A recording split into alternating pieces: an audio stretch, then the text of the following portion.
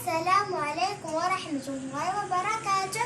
أنا مروة قسواني من المغرب من دورة المسلم الصغير.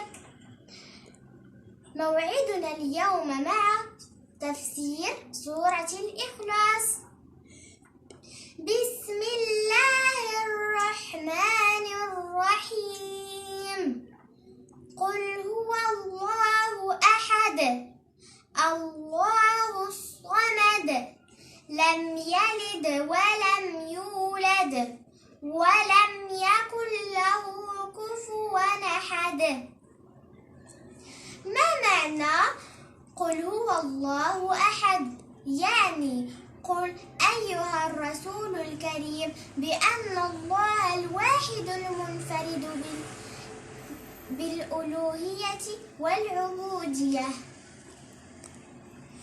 الله الصمد يعني أن جميع المخلوقات تتجه إلى الله سبحانه وتعالى لقضاء حاجاتها.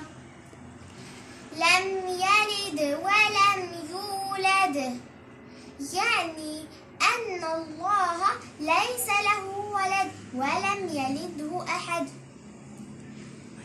ولم يكن له كفوا أحد، يعني أن الله ليس له شريك وليس له مثيل.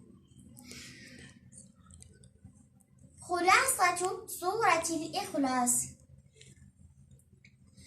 أن الله هو الواحد المنفرد بالألوهية والعبودية، ليس له شريك ولا مثيل. والسلام عليكم ورحمة الله وبركاته.